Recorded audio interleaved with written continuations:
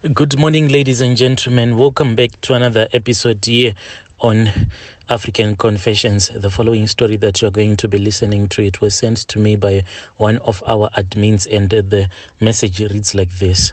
Morning, Brother Nashi. Please keep me anonymous. This is my story and how I met Ethan, my boyfriend. His reasoning confused me. One day he was this loving and understanding human being. The other day he was this other human being that I had no idea who he was. I had met Ethan at a coffee shop at the mall. I loved these lemon donuts they made, and now and then I would treat myself to one or two donuts. I was standing there waiting for my change, but the shop did not have any small change. As for my card, I don't know what was wrong with Capitec on that day, but the network was just not giving. At the far end of the shop, there was a man also drinking his mocha. It seemed like an eternity until the shop manager came out and apologized profusely that they did not have any small change, and if it was not an inconvenience, he would pair me with the other man who was also waiting for his change, and we would try to break up the money elsewhere. Well, I did not have much of an option than to take up the offer. It was better anyway than to spend close to an hour waiting for this change. Besides, my feet were starting to swell up and I needed time to go and rest at home. The man and I, we were paired, and we later found loose change at an ice cream machine. The man had started to notice that my feet, as for my feet, they were already swelling up, and he asked for my mobile number so that he would check up on me later during the day. Well, I guess that there was no harm that was going to come out of him checking up on me later on in the day. Besides, he had been nothing but a whole gentleman the whole time that he was with me. I gave him my number and we went our separate ways. I also completely forgot about him and went on with my life.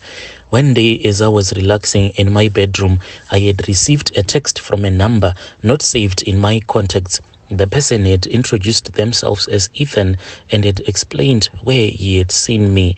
Aha, the guy from the coffee shop. Yes, I do remember him. We exchanged pleasantries and he said that he would come and check me up.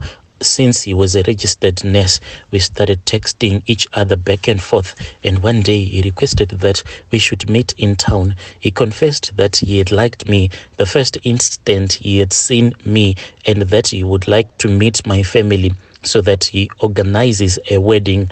I thought all this was going too fast for my liking, for I had hardly known him because I had only met him twice only. How could he be talking about marriage so early? Besides, we had barely known each other for too long. He said that he wanted an early response so that he can start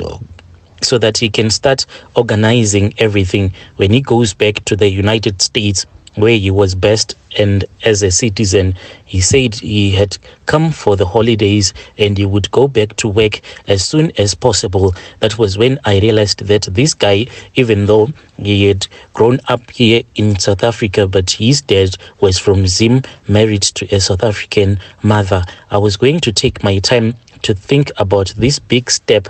I was going to wait for it because this was an important decision. His holiday was soon over and he went back to the United States. He would call almost every hour, complimenting and telling me how beautiful I was. Surprised me was that if he did say that he was working, how and when did he find the time to be calling me that often? A month after Ethan had gone back to where he was best, I received a notification. This notification, it was from DHL, and they told me that I had received a parcel, and this parcel was already in our country. It was just ready for collection. I did go and collect my parcel, and when I opened it, when I got home, wait, was this person love bombing me? I hardly knew Ethan that much for him to spend so much on me. The parcel had expensive fragrances, shoes, clothes, handbags, and all sorts of luxury things. I sent him a message that I had seen the parcel, but there was no need for him to spend so much on me so quickly. Was this guy moving on too fast and too soon? We continued talking when he was not too busy. He looked up for my sister on social media and found her contacts, and he introduced himself to her and explained who he was. I received a phone call one day from my sister, who asked what my business was with this Ethan, as he had requested to meet with our aunt to help set up the wedding.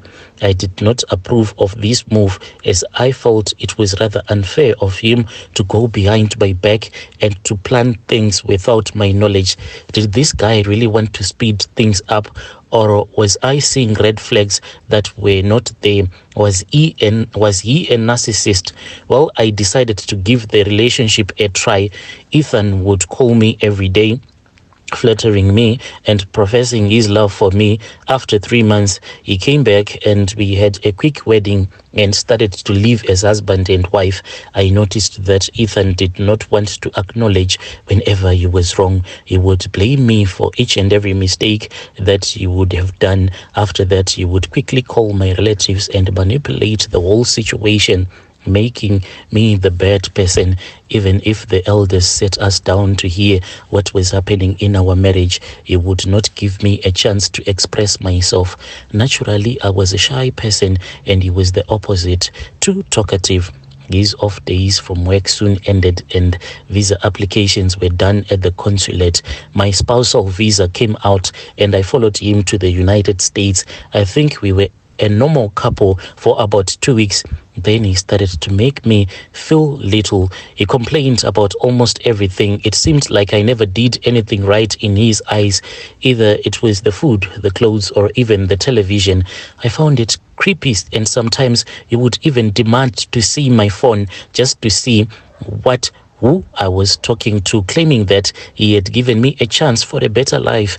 He was also emotionally and psychologically abusive towards me, making me feel bad about myself. At times, he would lie to his relatives that I had a boyfriend, and he even went to the extremes of installing a camera in the house just to monitor my movements from his phone when he was at work. As for the abuse continued, but to my horror, I found out that I was pregnant. Would I be able to carry this baby to full term with all that was going on in my life?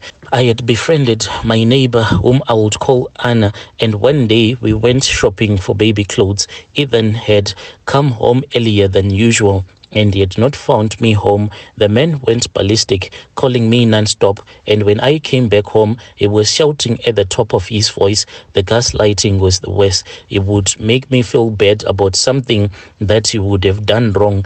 9 months later, my blood pressure shot up and had to be taken to the emergency room, where I had an emergency cesarean section. We went back home and the cycle continued over and over again. Sometimes he accused me of marrying him so that I can get a spousal visa. It was not the truth, of course. I had learned to love him, but it was the unhealthy environment that I was in that slowly made me to lose the love that I had for him. He also took advantage that I was new in a new country where I did not know anyone. Besides, I had done my research and found out that when his father had left his mother for another wife, Ethan had become the breadwinner in his family, and he had this air of superiority around him and wanted to be treated like a god, that I should worship him. He also had 3 failed marriages before him.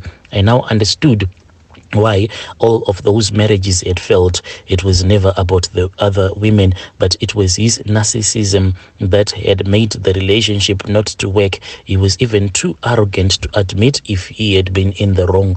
One day I decided that I had had enough, and I called the police, where I explained the many things that were happening in the house. The police called social services, and they took me and my baby and gave me a new lease of life. I had to undergo counseling to remove the toxicity that I had been put through. I survived hell. I am talking each and every day as it will come. And now I have the support of my family. Walking out of that marriage was the best decision of my life. Dear listeners, right there was a message that was sent to me by one of our dear sisters. Strange things do happen in this world. Are you in a toxic relationship? If you are in a toxic relationship, you can use our email address, or you can get into contact with us via our WhatsApp number.